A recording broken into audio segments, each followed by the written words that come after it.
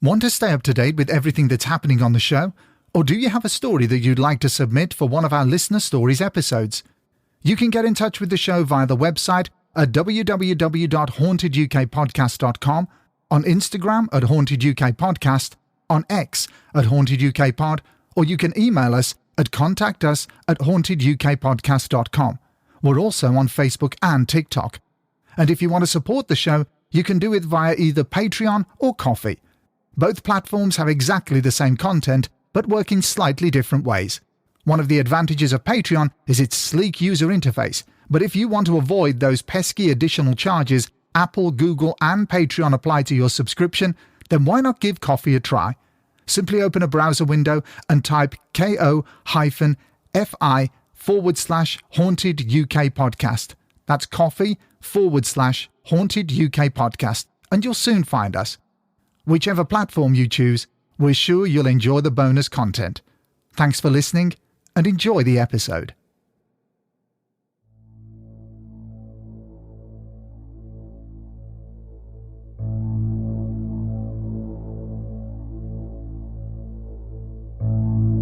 One late evening, I was sat downstairs alone when everyone else had gone to bed. I was watching a movie on the TV, and I wanted to see the end as I wasn't that tired.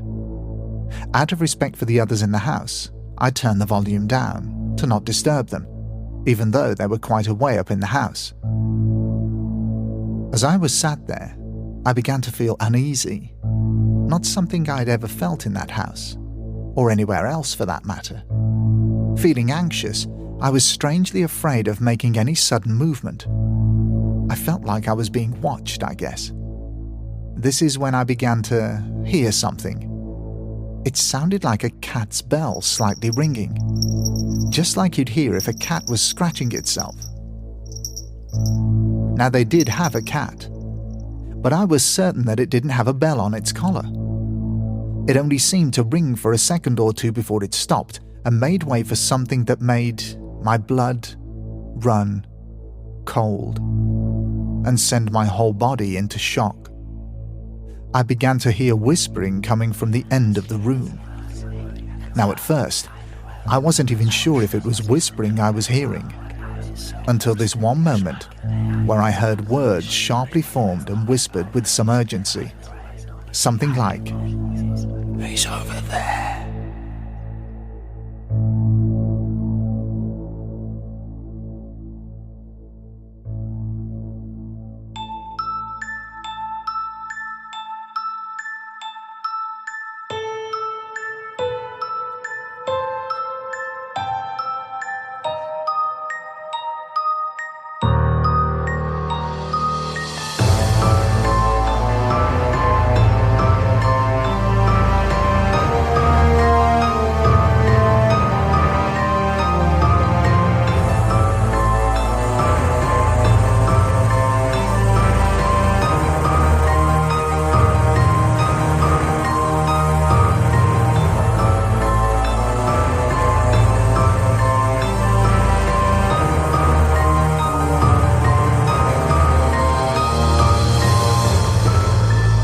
This is episode 41, part 2 of the Haunted UK podcast, and that was an extract from The Living Room Whisperer, as we return once again to listen to your stories.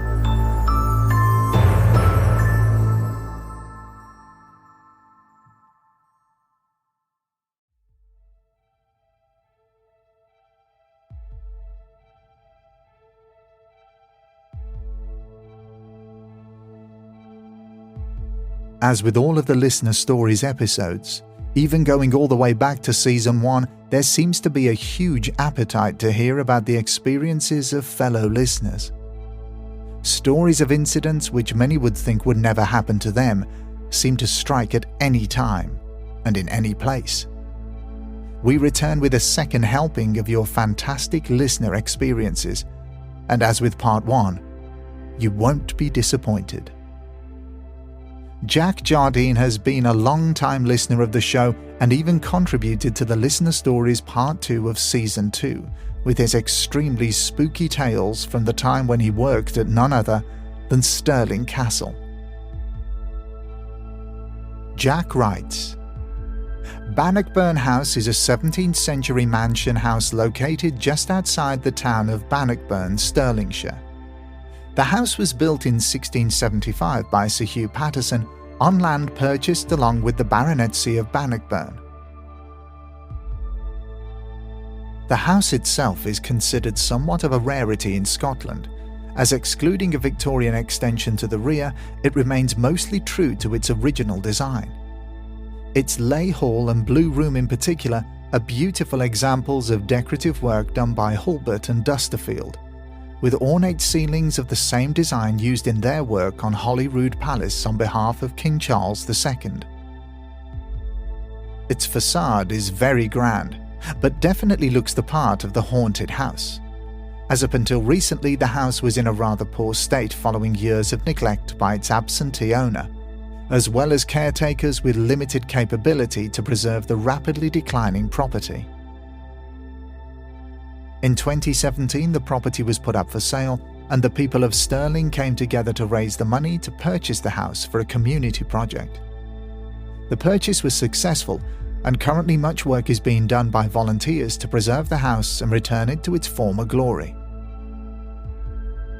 The house, being disturbed for the first time in many years, has resulted in a reputation for hauntings and paranormal events, and as a result, is becoming very popular with paranormal events groups. To understand these hauntings, it's important to understand a little history. The land on which Bannockburn House was built has been the site of many historical events, many of which predate the house itself. A Roman road exists on the site which was built during the original Roman conquest. Many legions would have marched up this road to only fall victims to the Picts further north. In 1314, King Edward II led his troops up this road to fight in the Battle of Bannockburn. Some of the fighting would have spilled onto the grounds upon which the house now sits, and was then on the line of English retreat, where many would have lost their lives. In 1488, King James III was murdered on the grounds following the Battle of Salisbury at the orders of his own son, the future James IV. In 1567, the land was gifted to Sir Robert Drummond by Mary, Queen of Scots, on which he built Drummond Hall, a magnificent home conveniently located on the road between Stirling and Edinburgh. What became of Drummond Hall is unknown, but it is widely believed Bannockburn House was built on the same foundations when Sir Hugh Patterson purchased it in 1675. Much of the stonework on the house's lower levels looks more dated, which supports this theory. The Pattersons began laying foundations in the local community and rose to prominence amongst the local nobility. In 1745, Sir Hugh, son of the original Sir Hugh, Patterson II, became known as a prominent local Jacobite, in an area where this would not be a popular thing to be. During the 45 rebellion, Prince Charles Edward Stuart stayed at Bannockburn House for a month in January of 1746 to nurse his ill health. During this time, his army won a victory nearby at the Battle of Falkirk Muir, and it is believed the house would have housed wounded and dying troops from both sides. Prince Charles would fall in love with Sir Hugh's niece Clementina Walkinshaw during his stay, and she would bear a child of his not long after. However, Charles' rebellion failed, and the Pattersons lost the house as a result, not regaining it for some time after. Following the decline of the Pattersons, the house changed hands many times between prominent families such as the Wilsons and the Mitchells, until the present day. Stories of supernatural activity started almost immediately after volunteers began taking over the care of the house. Disembodied voices, screams, footsteps and objects moving when left unattended were just the beginning of the activity. In those early days of 2016 and 17, the house didn't have the security systems in place that it currently enjoys, and as a result, a caretaker had to stay overnight for security and insurance purposes. He slept in a small room just off to the side of the main entrance, chosen for how easy it was to heat, especially in a building that was often very cold at night. His first night was undisturbed. He heard nothing unusual and slept soundly. However, he woke to the room's door being wide open. He was sure he'd locked it, but maybe he misremembered. He thought nothing of it, but just to be safe the next night, he placed a large chair in front of the door to stop it opening on its own. Same as the night before, he slept soundly and was not disturbed, but to his shock, he awoke to find the chair moved across the room and the door wide open once again. The chair is still in the room to this day and is fairly heavy. It would need to be physically pushed with a good deal of effort to move it. Volunteers entering the house in the morning regularly report footsteps moving around the house from the floors above. Although these are heard in many locations, it is most often heard moving from the kitchen area on the ground floor up to the back stairs to a bedroom on the first floor, similar to a route that may have been taken by servants while attending to the former owners. The spirit these steps are attributed to is known affectionately by the volunteers as Mabel, and is thought to have been a member of house staff, perhaps a maid or cook. She's been sighted on rare occasions, but is most often heard making her rounds. She has made herself known to some spiritual mediums when visiting the house, and overall appears to be a friendlier spirit, liking to make sure the house is kept in order and eagerly watching visitors to ensure they behave themselves. Hearing her or feeling her presence doesn't appear to cause the discomfort associated with the other spirits in the house. On multiple occasions, in both the house itself and the gardens, people often claim to hear conversations in French. These are exceptionally clear, as many who hear it are often found confused looking to see where the people are. This may be explained by the fact that Prince Charles's bodyguard, called the Royal Ecossais, was predominantly made up of French soldiers and Scots-Irish previously in French service. They fought at Falkirk Muir, where some of their number were lost, and many would have remained at the house to protect the prince while in residence. In the morning room to the building's rear, a lady in black is often seen sitting in a chair beside the window, looking out into the gardens. She is elderly and doesn't appear to pay any heed to those that see her. Her hair is neatly tied back, her gaze exacting and direct. It is believed this spirit is Mrs. Mitchell, wife of James Mitchell Sr., a former owner of the house who tragically lost both of his sons in the Great War. And on his passing in 1923, the house was left for his only daughter, Annie Mitchell, to inherit, who became a well-known name in the community. However, Mrs. Mitchell, a former employee of hers would recall, would sit at the very window she is often sighted at now, watching the workers in the gardens. She was very proud of the house and didn't allow the garden workers inside, as they may drag mud in on their boots. The staff would tap on the window, and Mrs. Mitchell would open the window and hand them out their pay packets. It seems she still watches over the house today from her favourite spot beside the window, so make sure if you do visit to wipe your feet before entering. Many paranormal investigators at the house have reported a presence in the same corner of the room where she used to sit, and a dramatic change in temperature when they call out to her. She has been seen on multiple occasions, and although it may sound silly, there is just a feeling when you know Mrs. Mitchell is nearby. The same kind of feeling you get when your boss is coming to watch you work. Many of us make sure to say hello to her when we enter the building, since she's the gaffer. The room that Prince Charlie stayed in, imaginatively called the Prince Charlie Room, is a focal point for paranormal activity, and is also the destination that Mabel is often heard walking to. We're unsure who this spirit is that haunts this room, but he is definitely malevolent and is known to dislike women greatly. The room regularly has large drops in temperature, and cold spots move around the room, setting off investigators' equipment. women often report being pushed or pinched by this spirit. Having the sensation of breathing on the back of their neck and chest are regularly reported. Multiple mediums visiting this room on separate occasions described the figure as a male in a military uniform. Some thought he committed a murder in this room that he is trying to prevent others from discovering, but there is no historical documentation to back this up.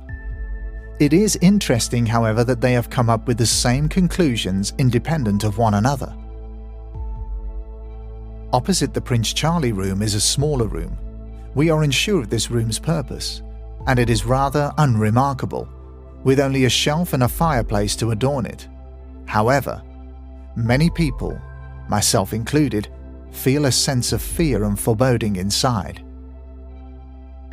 You feel unwelcome as soon as you enter, and it causes an anxiety that almost makes you want to flinch, as if whoever is in there wishes to strike you. I was stewarding a paranormal night in November of 2022. This room isn't usually on the group's route, and we never mention it as it can be considered as suggestive or encouraging people to have experiences.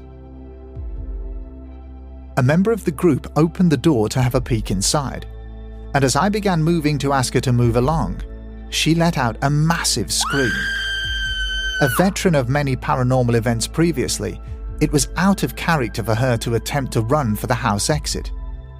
I went to check on her outside while she had a cigarette to calm herself down. She was, forgive the pun, ghostly white and clearly very shaken. She told me as she peered around the door, she saw a man aged around 50 to 60 years old in Victorian period clothing. He was standing next to the lit fireplace and noticed her immediately, angrily charging towards her as if to force her out. That fireplace hasn't been lit for at least 60 years, and as the room was checked by others, no one was there. It is perhaps this man who causes the aforementioned atmosphere. More recently, motion detectors were placed there alone in the room, and they are regularly heard going off. I avoid that room as much as I possibly can. It is thought that the same spirit may also be responsible for the negative atmosphere felt in the basement, where a figure is often sighted walking towards individuals. Again, this spirit is aggressive and negative, and it is thought he wants to keep people out of that area, particularly women, who most often witness him in the area. The basement area is somewhere you always feel watched, and many unexplained noises are heard by visitors and volunteers. One visitor described to me the feeling of being chased by an unseen force, which left her rather shaken up. She felt as if someone was approaching her. Flooded by a feeling of dread, her mind told her, "Run, my God, run now!" So she did. On the second floor, children are often heard running around, talking and laughing. It is believed this area would have housed a nursery at some point, so their appearance makes sense. So far, no records have been found pertaining to children's deaths on the property, but that doesn't mean they didn't occur. The most commonly contacted is a young boy who mentions that his friend drowned on the property. Stories of this tragedy have circled the community for generations, but the original facts of the story are relatively unknown. The children are often accompanied by an older gentleman who seems to find the children a nuisance. He is not a malevolent entity and appears to be unaware of those who see him. Some mediums claim he is lost in his own thoughts, stressing over a project of some sort, but none have been able to ascertain what this is. He's out of the same period as the children, so it's likely he knew them in life. On a recent investigation, a gentleman in the group saw him standing in an open doorway, the man looking in his direction, but apparently not at him directly. The doorway he was seen in had been locked and bolted for years, as it leads to a roof access that isn't safe for the public. It's as if the witness saw a moment in time. On odd occasions, you can be walking through the house alone or in small groups and hear conversations taking place in the next room. When you go to investigate, no one is there. They can be heard as clear as day, and it's not the house settling. It's not a creaky floorboard. These are distinct voices clearly having a conversation. Perhaps a gathering from the last century being projected again. A heated moment between the Jacobite command. Sir Hugh running his estate. All I will say is that the past lives on in Bannockburn House, and will continue to do so. Jack Jardine. Our attention now turns to another Jack, but this time Jack Henderson, who back in Season 3 told us a series of frightening experiences involving an entity which had seemed to have followed him since his childhood. We'll let Jack take over from here. You may remember my shadow person story which you featured in Season 3's Listener Stories. So, this is the second part of my terrifying experience with this strange shadow person, which seems to continue to follow me. I'd been feeling awful for weeks. I couldn't shake this feeling of dread that kept coming over me. I've been suffering from depression for close to 7 years now, but this was different. It was a real dark feeling that wouldn't budge and kept getting worse day by day. I get home around an hour and a half before my wife, so normally I sit and read, play games or do some work around the house. This day, very recently, I was sitting watching some form of YouTube tutorial, and again this feeling of foreboding came over me. I felt so cold and alone at that moment. I was genuinely frightened. No matter what I tried, I couldn't get out of this pit that I was being pushed into. I couldn't explain it away as a depressive episode or anything, as this felt different to that somehow, and even harder to define. This lasted for around an hour and stopped as soon as my wife walked through the door. Other than seeing the shadow person, I hadn't really spoken to her about any of this, as I thought it may worry her. All was well until we got into bed. I couldn't sleep. No matter how hard I tried, I could not get myself to fall asleep. My wife, normally a sound sleeper, was asleep but restless, and that worried me. The feeling of foreboding was back and worse than ever. Our bedroom is very dark apart from the dim glow from a lone streetlight across the road from us. It isn't enough light to create shadows, and cars rarely come past our house at night. About an hour into trying to get to sleep, I could see something out of the corner of my eye. Something dark and growing next to the door. It was darker than the dark itself, and it stood out like a hole in the wall. I watched it grow from around 2 feet, just being able to see it above my bag, to around 6 feet where it was towering in the corner of the room. The darkness had the shape of a man, a large, slender man, not to be confused with the game. It looked as if it was the shadow of a man stood outside of my room, dressed but silhouetted onto my wall. At the very moment the shadow person reached its full height, my wife woke up, sitting bolt upright and staring at the door. She looked at me, then looked at the door, and slowly stood up and went to the bathroom. When I asked her about it in the morning, she told me about a dream she was having where there was something watching us go about our daily things in the house. At this, I knew I had to do something. The next day, I parked the van outside the house as usual. My next-door neighbour was outside and asked if I was all right, but not in a friendly way, in a concerned way. I said yes, but I didn't sleep very well last night. He asked me to come in to see his wife. Her name is Sue, and when I walked in, her eyes widened and she sat me down. And without any hesitation, she asked, "Do you feel like you're being followed?"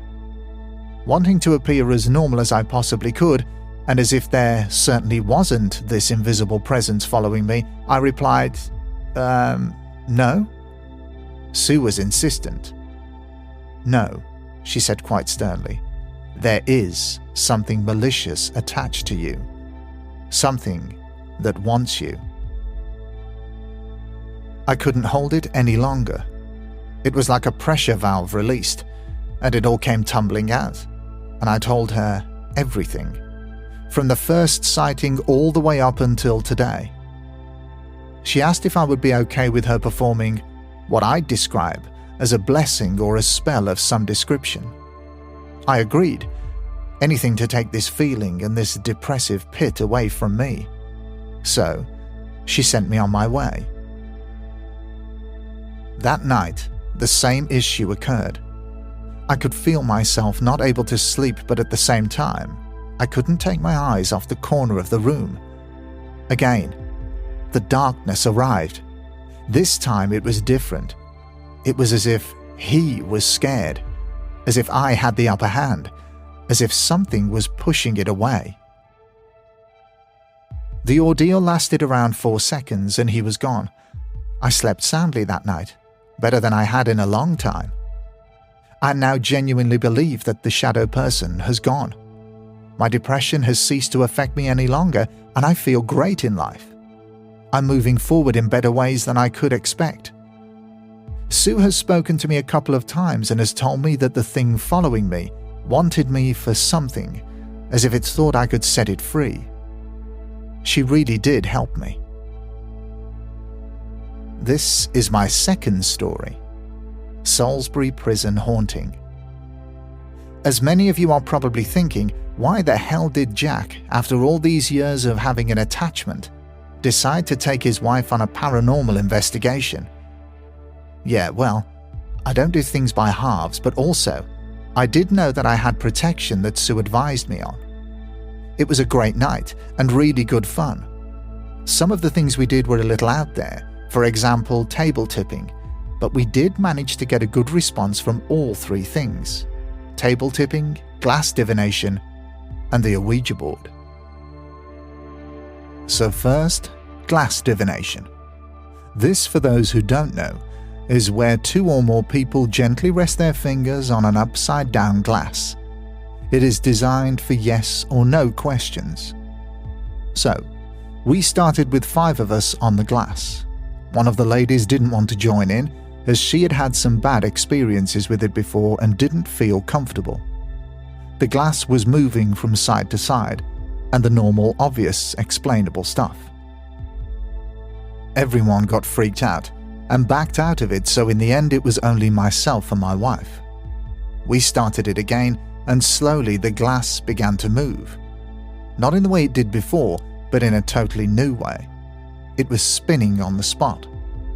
There is no way that either of us could have made it do that. When it started, the lady who didn't want to join in all of a sudden jumped and said that there was a small girl playing around our feet. We stopped to see what was going on, but she said that the girl was in one of the cells now. We rolled a cat toy, a flashing ball that flashes with movement, into the cell that the lady indicated. It rolled in, stopped completely and stopped flashing. Then it moved back towards us, as if it had been pushed. This interaction happened to us in C-Wing. This is where the women and children were kept before it was used as an area for high-profile criminals and members of society, and eventually solitary confinement. This was also connected to the last night room and hanging room. Next up, table tipping. This is where everyone lightly touches a table with one hand and the table moves from side to side as if someone is trying to tip it. This got violent. We started in a corridor between 2 of the cell blocks. It was used by wardens and led to an area that was used to strip and check inmates. It also had a toilet block and shower block, which reportedly had a lot of activity. We started talking and the table started tipping. It did freak us out quite a lot, but it is very explainable. The part that wasn't explainable was how one of the guys ended up with a huge red handprint on his back with what looked like a baton mark next to it. He stood on his own and was brought to his knees with pain. Last of all, the Ouija board. So only 3 of us joined in with this one, as the others were quite apprehensive. We sat in one of the cells, board on a table, and we got ready. It took a little time to be able to get any answers, but we did eventually. The young guy who was with us, the one with the mark on his back, was one of the three with their fingers on the planchette. As we asked more questions, he was starting to look more worried. The colour drained from his skin, tears rolling down his face. It was clear he was getting very distressed. Some of the answers didn't make any sense to us, but they made a lot of sense to the young man. We let him start asking questions. One memorable question he asked was this: "Tell us one thing that only I would know." And the answer was craze. A bit of a backstory: the lad's granddad was heavily involved with the Cray twins, and he had died recently. Every question asked, he said, was answered in a way that only his granddad would know. This was incredibly moving and really showed me how powerful a Ouija boards can be. I'm still unsure about it all, but I have to say that there were some very convincing things that happened, and I would definitely like to do more experiences like this. And if you ever get the chance, it's well worth it. I will be going again. Thank you. I really appreciate you reading out my experiences. Next up, we join Dee, who regales us with tales from her current haunted abode, something she is living with right now, every day. This is a ghost story in real time. The house was built in the 70s on old farmland, and we are next to a small river, and I think it was built on an old footpath or thoroughfare. Very often I see a figure walk past the kitchen window on the way to our front door, and I will faithfully go to answer it, only there will be nobody there. Hello? The kids used to stand in the hallway laughing at me sometimes, me talking to someone at the front door. And that's just only the tip of the iceberg, really. So I'm going to outline 7 unnerving incidents in this house that I would like to share. Number 1. My youngest was asleep in his cot, which was at the far end of his room, opposite the door. It was just me and him at home. I went into his room to wake him up, and as I stand next to his cot, a strange shadow is cast on the wall in front of me, human-shaped, walking from right to left past his door. We were in darkness, apart from a light source from the bathroom, and I froze in terror as I watched this shadow scurry past us. Thinking it could have been an intruder, I couldn't even move. I was rooted to the spot, but there was no one there. Just a shadow man, so it seemed. Number 2. The mirror in the bathroom is held on the wall with loops hooked tightly over 2 screws. It is purposely really hard to take off the wall, so the children cannot accidentally knock it. Below the mirror is a small shelf, and below that is the basin set in a vanity unit. I needed to wash my hands, and as I walked into the bathroom, I found the mirror on the bathroom floor, 2 feet away from the basin, strangely under the towel rail on top of a towel, like it had been placed there. I was home alone all that day. If the mirror had fallen, it would have hit the shelf and basin, and would not have bounced to the other side of the bathroom. It would have smashed and made a loud noise. I just said out loud, "Please do not play with the mirror. It could be dangerous for the children. Thank you." And there was never anything else to happen in that bathroom. Number 3. I used to have a digital radio stereo in the kitchen so I could listen to Chris Moyles on Radio 1. It was turned on for just an hour or so in the morning. One night, I was woken up to loud music. It was 3 a.m. "What the hell is that?" I said, half drowsy with sleep. It took me a while to realize the music was in my house. I darted down the stairs, still pretty much half asleep, and the music was playing full blast in the kitchen. In the darkness, all except the green light beaming from the radio. It was so eerie. I remember stumbling everywhere, trying to quickly turn the thing off. My heart was racing. I felt so shaken. The strange thing was that the radio had been retuned to a different station and the volume had been turned up to its maximum volume. After turning the radio off, I remember staring into the dark abyss of the kitchen window, thinking, what next? Sounds like such a small thing, but it really frightened me. It was always turned off at the mains from then on. Number 4. As well as this, several times we have been watching TV and the microwave has been turned on, using programs and settings we never use. Even the grill was turned on one time. Number 5. After a busy, stressful day, my youngest was in the bath and my eldest was in his bedroom. My eldest decides he needs a stylus for his Nintendo DS. He just can't wait. He needs it right now. You know how kids are. So, I get him to sit in the bathroom with the youngest so I can run downstairs and grab his stylus. I looked everywhere. Not one of the hundreds we must have had could be found. I'm in a hurry because of the youngest in the bath, and I'm getting quite wound up and annoyed, so I shout up that I can't find one and start to head back upstairs. I tread on the first step and behind me there is a clatter. A Nintendo stylus was on the floor, in the middle of the hallway, just appeared out of nowhere. I was rather stunned but said, "Thank you." Number 6. This actually happened last week. My youngest, who is now 17, is at his PC in his bedroom, headphones in, playing a game.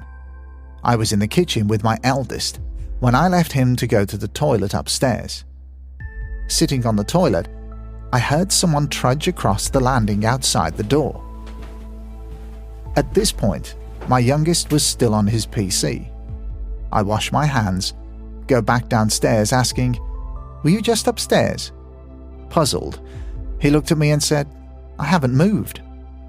I asked him if he heard someone walking on the landing, and he said yes, but he had just assumed that it was his brother. I explained his brother had not moved from his desk. Slightly chilled, we looked upstairs and tried not to think about what this could mean. But it was nice to have somebody else witness the footsteps. Number 7. We've lived here for 25 years now, coexisting with our spirits. The bumps, the lights turning on or off, etc. is just normal now. A way of life. Although at times, I have felt frightened. I'm certain it's not evil or nasty. My friend is a medium, and when she last came round to cut my hair, she suddenly jumped and gasped, "I've just seen an old man, with a cap, smoking a cigarette and looking through that window at us. He was really watching what we were doing." I suddenly thought, that sounds just like my granddad. So I found a picture and showed her, and she said, "Yes, that's him." Granddad only visited my house once before he passed. I like that he pops by to keep an eye on us. He's only ever outside though. He never comes in. So he is not our co-resident. They are still an unknown mystery. Okay, I think that's enough. Sorry it's so long, and I hope they make sense. Thank you for your podcast. I wonder if we have more than one entity inside the house. I would love to do some more proper investigating. I need to do some research on the piece of land the house is built on. If I find anything interesting, I'll let you know. D. Now folks, it's time for the grand finale of this episode. Press pause. Make yourself a cup of cocoa. Get comfortable, because this story is far from comfortable. This is The Living Room Whisperer. Hi Steve. Okay, here's where it all began. My first ever paranormal experience, and it's one that will stay with me for the rest of my life. Once again, I'd like to keep names and locations out of this story. I'm taking you back to the late 90s, when times were great. Oasis and Blur were big bands, awesome blockbuster movies in the cinema, and times were really good. I was in my late teens, 18, 19, and I was in a serious relationship with a girl I'd met in college, and we'd been in this relationship for a couple of years. We'd got engaged. I had started work full-time, and we were getting ready to start looking for our own place together. But until then, we would stay at each other's houses, etc. Her house was an old mid-terrace Victorian house and was made up of a basement, a ground floor, which contained the kitchen, dining room and living room, the second floor, which housed the bathroom and bedroom, and then the third floor, her bedroom and parents' bedroom. So it was quite a tall house and bursting with character, as you can imagine. The events I'm about to talk about, I feel happened more towards the time of us moving into our own home. I can't remember specific dates or times, but the actual events, I remember those just fine. The first event. One late evening, I was sat downstairs alone when everyone else had gone to bed. I was watching a movie on the TV and I wanted to see the end as I wasn't that tired. Out of respect for the others in the house, I turned the volume down to not disturb them, even though they were quite a way up in the house. As I was sat there, I began to feel uneasy, not something I'd ever felt in that house, or anywhere else for that matter. Feeling anxious, I was strangely afraid of making any sudden movement. I felt like I was being watched, I guess. This is when I began to hear something. It sounded like a cat's bell slightly ringing, just like you'd hear if a cat was scratching itself. Now they did have a cat, but I was certain that it didn't have a bell on its collar. It only seemed to ring for a second or two before it stopped and made way for something that made my blood run cold and send my whole body into shock. I began to hear whispering coming from the end of the room. Now at first, I wasn't even sure if it was whispering I was hearing, until this one moment where I heard words sharply formed and whispered with some urgency. Something like, "He's over there." At that point, I just turned off the TV, tried not to panic, and left the room quietly and calmly, even though inside, I was terrified as I knew exactly what I'd just heard. The next morning, I went downstairs and checked the area from where the voice had come from. There was nothing I could see that could explain what I'd heard. Bearing in mind the likes of Most Haunted, Ghost Adventures and all the other paranormal TV shows were not created then, so there was no real way of investigating this. Oh, and I checked the cat too, and it didn't have anything on its collar capable of making sound. I didn't mention what had happened to anyone, as I still wasn't sure what I'd heard, and I didn't want to sound weird, but as the weeks went by, I convinced myself that it must have been something explainable, and it went from my mind. Well, until the next time. It had been some time since I first heard the living room whisperer, and I'd almost forgotten about the entire thing, but I was about to be abruptly reminded of it. One evening, we had all been out for a meal and a few drinks. We'd got back home, and her parents and sister all went to bed, leaving just us downstairs. We had another drink, chatted a bit, and then we too decided to go to bed, checking everything was locked and secure as we went. We got into bed, and it wasn't long before I remember being at that point where you were falling asleep, but still slightly awake, if that makes sense. It was then that I began to hear movement coming from downstairs. These sounds very suddenly brought me back from being very drowsy to being fully alert. I lay there, trying to work out if it was actual movement or just the house settling. That was until I heard footsteps start to ascend the first set of stairs. The stairs were wooden with no carpet fitted, so these footsteps were very clear indeed. They didn't rush up, but slowly and steadily walked up, with the clear sound of a weighted foot landing on each step. As you can imagine, my mind was running a million different thoughts.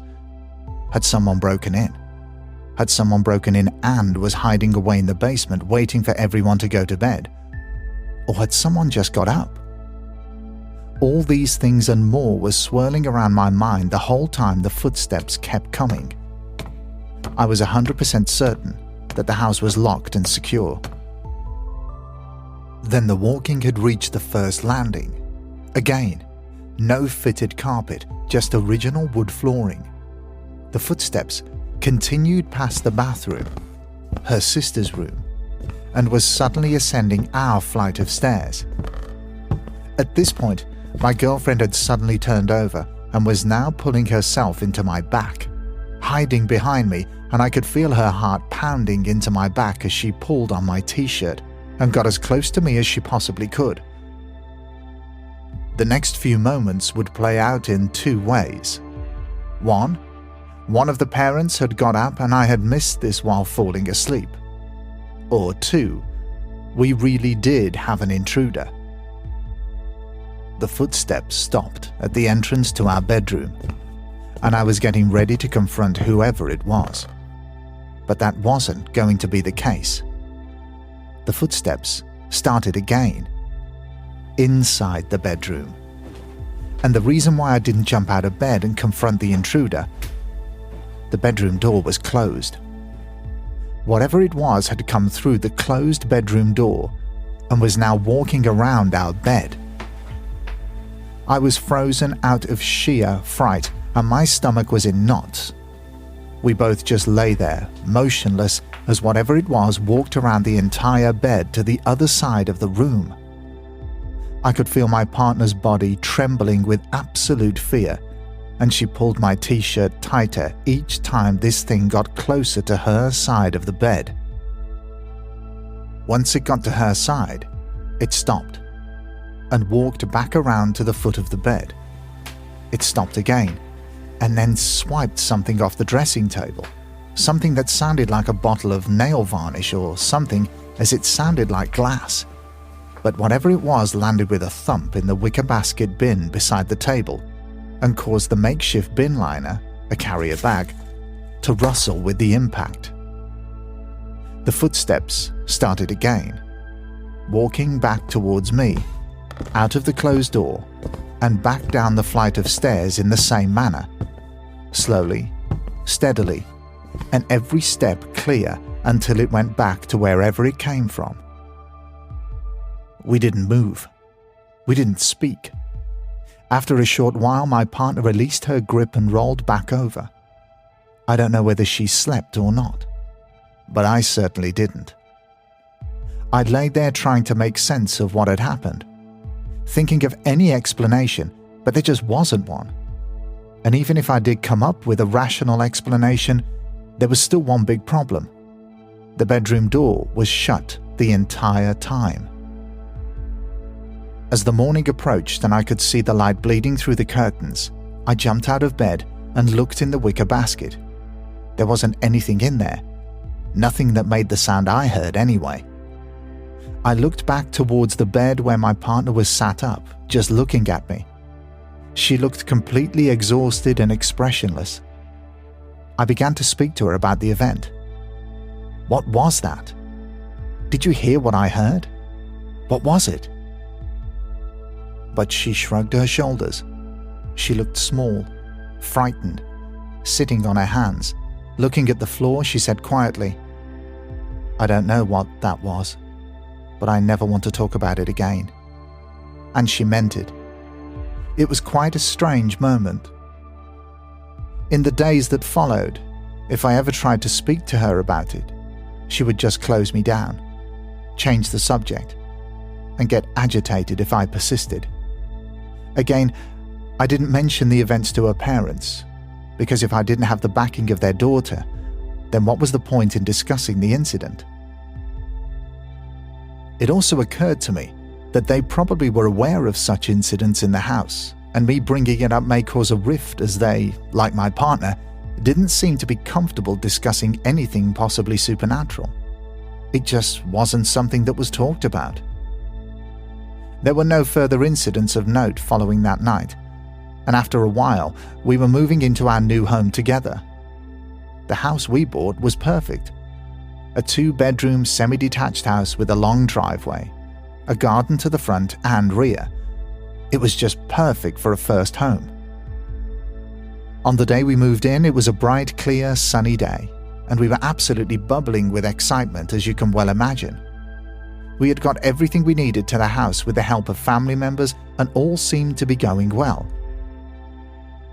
Later that afternoon, it was just my partner, her mother, and myself at the house. They decided they were going to pop to the supermarket, which was conveniently a 2-minute walk from the house. They were just going for some essentials that we were too excited to get earlier, so they left, leaving just me in the house. I found myself just pottering around, putting clothes and the like away into newly constructed drawers, etc., when suddenly the house just felt dark. I suddenly felt really uncomfortable, so I decided to go out into the back garden and have a little explore. I put this down to being in a new home and having the responsibility of running a house for myself, paying bills and all those kinds of things. So there I was in the garden when suddenly, and this is just a very badly timed coincidence, the sky turned jet black and an almighty thunderstorm began, which had me running back in the house for shelter. Soon the passing storm had cut all power in the house, and I was sat there seemingly enveloped in darkness. Sounds dramatic, but that's how it felt. The power finally came back on, and my partner along with her mum arrived back. They had been taking shelter in the supermarket, waiting for the storm to pass. In the weeks and months that followed, the house was redecorated. Wedding plans were being made, and we even got a cat, so all was seemingly normal, with the usual stresses and strains that come with wedding planning. My partner got a new job in the hospitality industry, which resulted in her working long hours, and I was working 12-hour shifts, so it wasn't uncommon for us to go a few days without seeing each other. It was only when I had 4 rest days that we really had a chance to catch up, but this was dependent on her work schedule. One such occasion was when she was required to work at a different venue to cover a manager shortage. Because of the distance she had to travel, she decided to stay the night and travel home the next day. So, she left, leaving me at home. I had an early start the next morning, so we wouldn't see each other until I got home, which would be around 8 p.m. That evening was uneventful. I saw some friends for a few hours and then went home to bed as I would be getting up for work at 5 a.m. the next day. The cat quite often slept on the bed with me, and this occasion was no different. The next morning the alarm went off. I got up, switched on the light, and began getting dressed. Suddenly, out of nowhere, I heard this horrendous guttural growl fill the bedroom.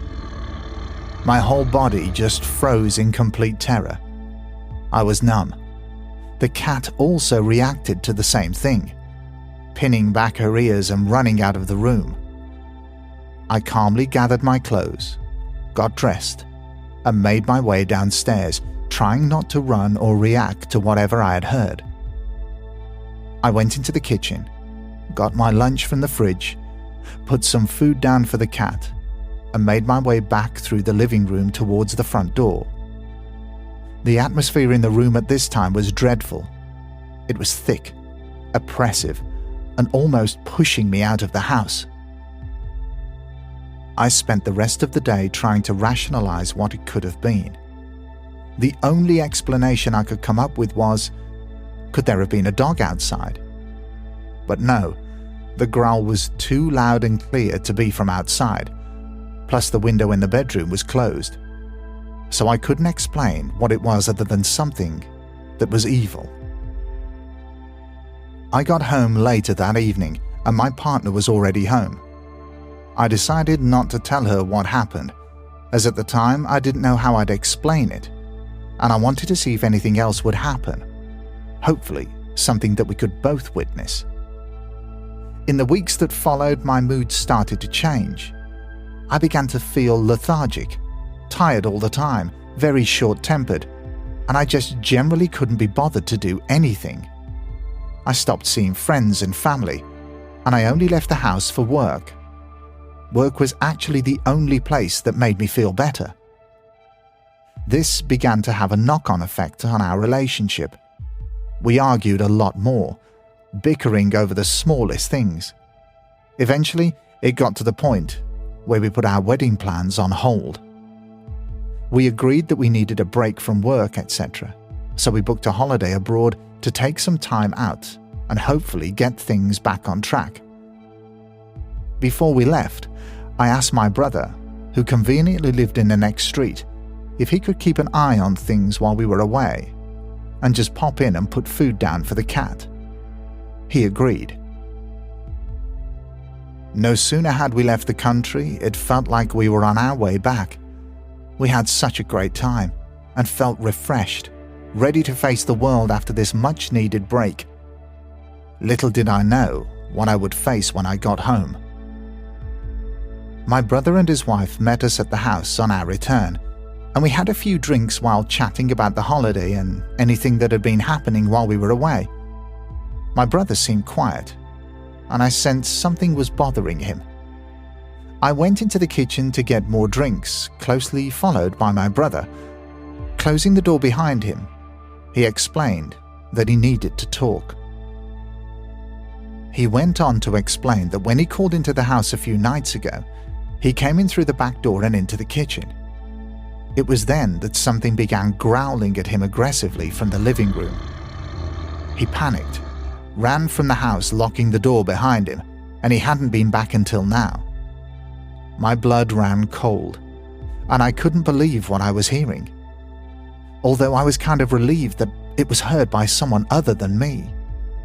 Again, I hadn't told anyone about what had happened to me. One other thing of note. When I went to put the suitcases back into the spare bedroom, I found that the entire room had been ransacked. Boxes, clothing items were everywhere. It looked as if a tornado had ripped through the room. And so, my partner began spending more time at work, and I was alone, in the house, a lot more, and I started to feel as I did before. Nothing further happened, but I hated being in the house alone. I felt like I was being watched. I was short-tempered and irritable all over again. I decided that I'd had enough.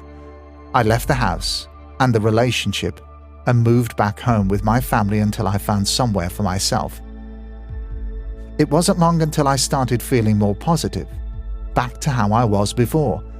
I was healthier and reconnected with friends. My partner also moved out, and we rented out the property until we sold it a year later. A few years after Most Haunted began airing on TV, my interest in the paranormal grew. Eventually, I became involved in some paranormal teams, and I've had the pleasure of investigating with some truly amazing people. When asked what got me into the paranormal, I always tell this story. And knowing what I know now, it's abundantly clear to me that, perhaps rather eerily, my partner had an attachment which seemed to follow her from her parents' house to our new house. I also think that because she was spending so much time in work and was away from home, this entity latched onto me instead, and that's why I experienced the changes in mood and personality. I really do enjoy paranormal investigations, and I've not experienced anything like I did back then. I hope you enjoyed this account. And that, I'm afraid, is the end of this week's spooky story time. I think you'll all agree that these stories are all quite astonishing and at times pretty darn frightening. And if you have any thoughts, theories, or similar experiences to any of these stories, then we would love to hear from you. Let us know on Twitter at HauntedUKPod. Include the hashtag HauntedUKPodcast and we could start a conversation going. Alternatively, let us know on Instagram at HauntedUKPodcast. Drop us a message or even a voice note. We love hearing your stories and opinions. A massive thank you to everyone who kindly shared their experiences in this episode. It's hugely appreciated, and I'm tremendously grateful. This is only the second part of this season's listener stories, and believe me, there's still plenty more to come. You'll all just have to be a little bit patient. In the meantime, be careful the next time you are on your own in, say, a living room, and you hear something. You think it's a whisper. He's over there. But you're not quite sure. Because the next person to feature in a listener's story could be you.